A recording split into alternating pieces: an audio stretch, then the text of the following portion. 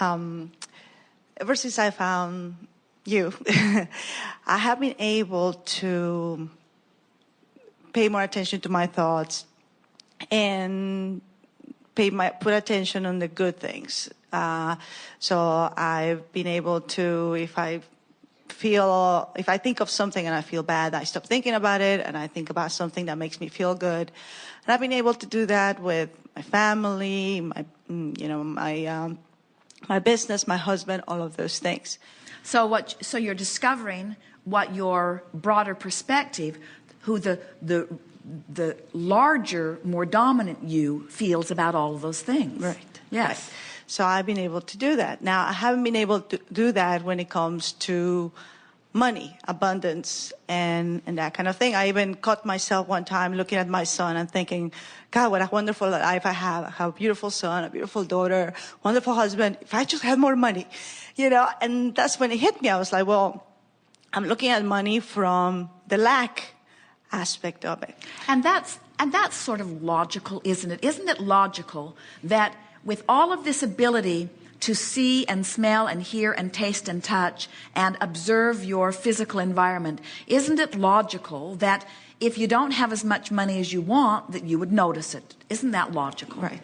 It's logical. Yeah. And so, and what that says, and we want to inflame that more by saying most people offer most of their vibration in response to what they are observing. Which is nice if what they're observing is lovely, but if you are observing lack of money, then you are creating lack of money where you go next and where you go next and where you go next. So you have to find a way to see it as you want it to be rather than as it is. That's how you turn and go with the flow. Right. So I tried to do that and I couldn't quite get to the feeling of, feeling good about it. So I said, okay, well, I won't think about it. Since the thought of money gives me that sense of lack. Well, we think that would work if you were talking about alligators or giraffes, because they only show up occasionally. Right. But money, that was next, yeah. Money is sort of something you can hardly not think about because it's so present in your experience. And so it demands that you think about it. And if you're, we love you very much, sloppy and lazy in your thinking, that was uncalled for. We are just wanting to be playful about it. When you're accustomed to feeling a certain way about a certain subject, then it's most logical that the next thought you have about it is going to be like the other thoughts that you've had about it. In other words, law of attraction says that if you haven't had enough money, that your next thought about money is going to be about not having enough money more than it's going to be about having plenty of money. That's just logical. But when you say, but my criteria now has shifted. My criteria is no longer what's the truth. My criteria is which thought feels the best. The truth of it is, I don't have as much money as I want. But when I think which thought feels better, not having enough or having enough, oh, well, that's a different criteria. You said, I'm learning to control my thoughts or to pay attention to my thoughts. And we want to say, pay attention to how you feel, because that's how you can tell whether you've turned. So now let's just talk about this.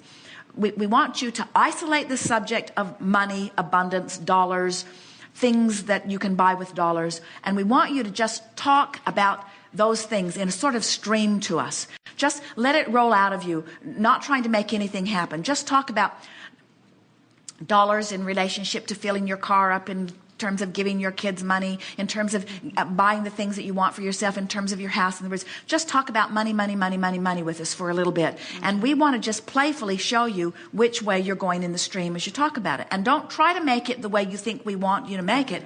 Just ramble and feel what's going on. Everyone will benefit from this. Well, the thing, I have a business that I know has the potential to give me all the money that I want. I have knowledge to make it happen. Yes. But I feel like I'm blocking it somehow. Yes. I don't know if it's my beliefs about money. Oh, you think maybe? Or things that are making me resist. But it's all there. It's all set up. Like I said, I got the knowledge, I got the business. It's just a matter of working it and getting it to to I don't know, just work. Okay. The working part sort of turned the canoe around. Yeah, because I don't feel like I have enough time. I work at home, so I have 2 little children, and I spend a little time with them. And so I feel that if I worked longer hours, then I would get there faster.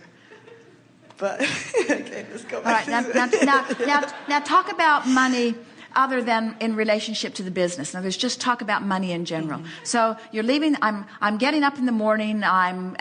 And just give us the short version of your life as money fits into it. I wake up in the morning and I wonder what the sales were. I have an internet business, so when I wake up, I see how much money I made overnight. Sometimes they're really good numbers, and so I'm excited about them. And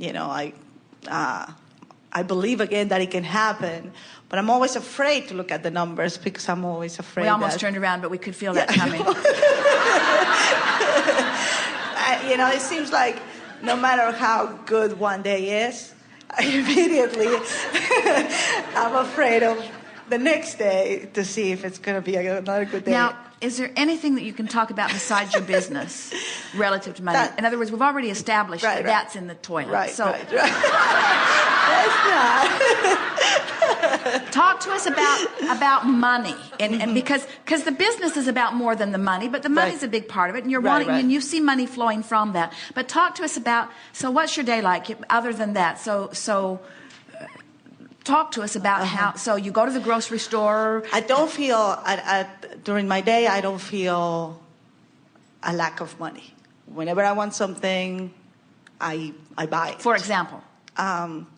My kid wants a Power Ranger. I get him a Power Ranger, and I don't feel bad about it. I don't feel like I just wasted money or anything like that. What else? It's as I guess in a sense, sometimes I think that if I think too much about the money, then I realize that I don't have it, and then I have to. Well, that's what we want you. You see, here's the thing. Our friend has been convinced, or has heard of those who are convinced, that someone's put a spell on him that is keeping him from something that he wants.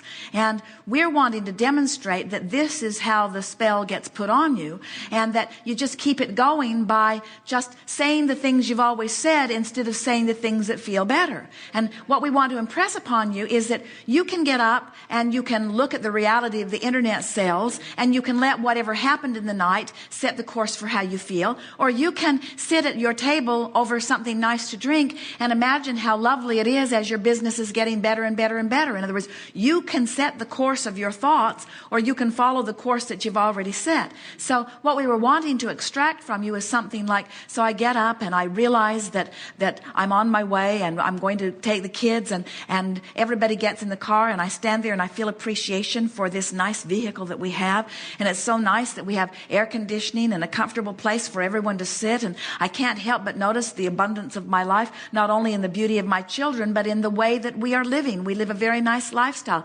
And look at them. They're dressed so nicely, and they're so cute in the way they are as people, and they get into the car and off we go. And it's not ever been a consideration that we couldn't afford to go any place we wanted to go in terms of putting gasoline in the car. And isn't it nice as we come to the gas station that even though the price of gasoline is very high, that still we have the means to buy it? And isn't it nice that the station has the means of getting it to us? And isn't it nice that it's so convenient that we can get it almost on every corner where we need it? And isn't it nice as I'm filling up my car to realize that I have the wherewithal to buy the fuel that I need to get me and my family to any place that we want to go? And here I am in the supermarket. And isn't it nice that there are so many things that are meaningful to our personal life experiences that are at our fingertips? And isn't it nice that this distribution system is set up in the way that not only brings it to us, but brings it to us at affordable enough prices that almost no one can afford the things that they really want or need in making their families' lives comfortable. And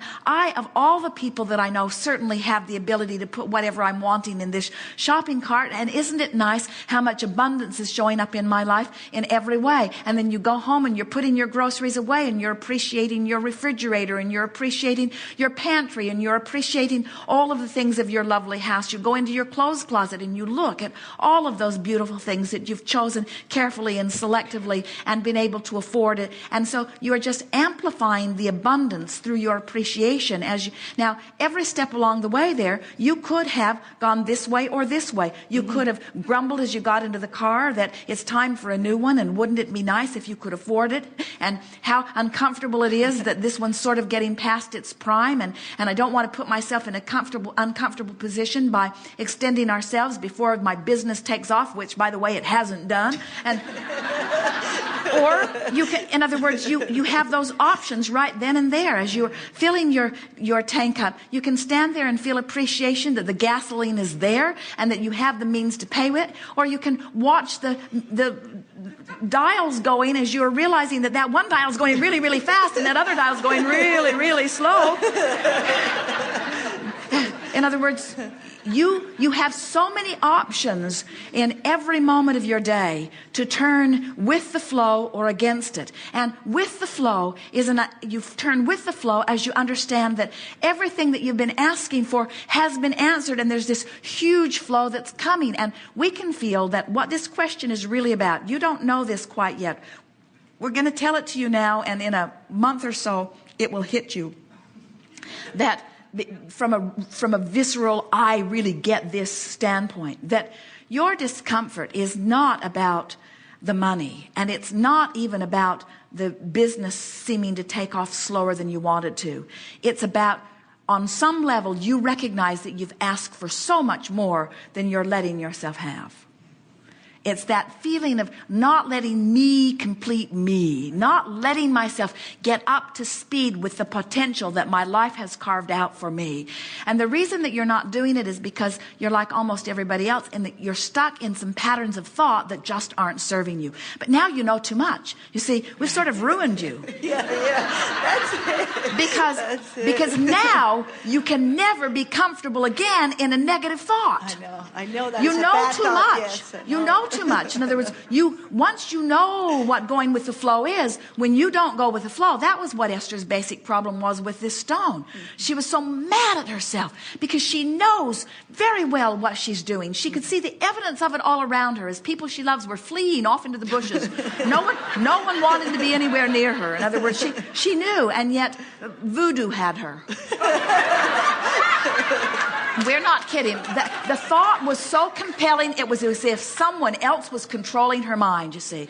And we say it's that law of attraction thing that's always present everywhere, like gravity. In other words, it's there. And as you start relaxing and realizing that I am where I am, and where I am is fine. And oh, what a magnificent future I've carved out for myself. And I'm doing just great. And it's coming in perfect timing. And also you want to realize that when you've been asking for this and this and this and this and this, in other words, there's a veritable fortune for each of you over there in your vibrational escrow. We're not kidding. Oh, the abundance that is there for you, staggering. The abundance that is there for you. And the means with which the universe has of delivering it to you. Oh, what delightful future for you.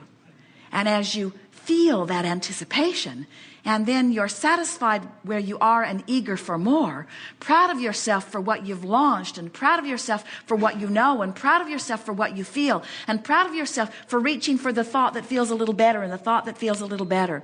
And no longer comparing yourself to that one and that one and that one. In other words, oh, that's what we want to say to you. It isn't about what that one's doing about money, or that one or that one. It's only about what you're doing in relationship to what you have asked for, you see. And so, as life has caused you to ask for this and this and this and this and this and this and this, there's a picture that is culminating that has factored in everything that is important to you. And so often the timing of the way things unfold is catering to another dominant intent also. There was a woman said to us one day, Abraham, will my son find a mate soon? Can you help him? And we said, hopefully he won't find one soon. And this mother was shocked. Abraham, why would you not want him to find a mate soon? She thought it was the answer to everything that was bothering him. And we said, if he finds a mate now, from his now, if his desire for a mate is so